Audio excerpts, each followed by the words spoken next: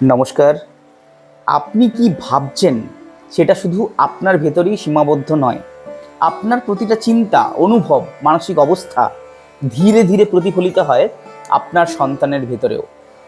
আজকের mind through টাইমে আমরা জানব কিভাবে পিতামাতার চিন্তাভাবনা, মনোভাব বা মানসিক চাপ সরাসরি প্রভাব ফেলে সন্তানের মানসিক বিকাশে।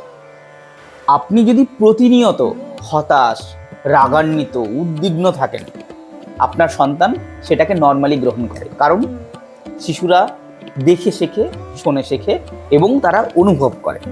আমাদের চিন্তাগুলো কোনো না কোনো অদৃশ্য তরঙ্গের মতো চারপাশে ছড়িয়ে পড়ে।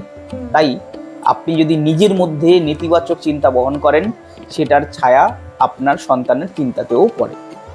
মনোবিজ্ঞানে এটাকে ইমোশনাল কন্টাজিয়ন বলা হয়, অর্থাৎ একজন ব্যক্তির আবেগ অন্যের মধ্যে ছড়িয়ে যায়। বিশেষ করে শিশুরা যারা এখনো নিজের আবেগ বুঝতে শেখেনি, তারা পিতামাতার আবেগের প্রতিচ্ছবি হয়ে ওঠে। সাম্প্রতিক গবেষণায় দেখা গেছে যে যেসব শিশুর মা বাবা নিয়মিত মানসিক চাপ, দুশ্চিন্তা এবং হতাশায় ভোগেন, তাদের ছেলে মেয়েদের ব্রেন ডেভেলপমেন্ট এবং আচরণগত বিকাশে কিন্তু তার প্রভাব পড়ে। আমার এক ক্লায়েন্টের একটা কেস ছিল যেটা খুব স্পর্শকাতর ছিল। উনি ভীষণ কেয়ারিং ছিলেন, কিন্তু সবসময় দুশ্চিন্তাগ্রস্ত হয়ে থাকতেন। তার ছোট ওই 5 বছরের মেয়ে কোনো কারণ ছাড়াই ভয় পায়, কান্নাকাটি করে, আত্মবিশ্বাসে যথেষ্ট ঘাটতি লক্ষ্য করা গেছে।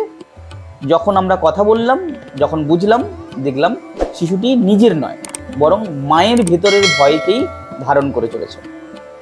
তাই নিজেকে সুস্থ রাখুন, শুদ্ধ করুন, সজাগ থাকুন। আপনার সন্তানের জন্য সবচেয়ে বড় উপহার আপনার নিজের মানসিক সুস্থতা। প্রতিদিন সকালবেলা 5 মিনিট মেডিটেশন করুন, সন্তানের সঙ্গে সময় কাটান নির্ভেজালভাবে। আর ভুলে যাবেন না, আপনি যা ভাবছেন তা শুধু আপনার নয়, আপনার সন্তানও অনুভব করছে।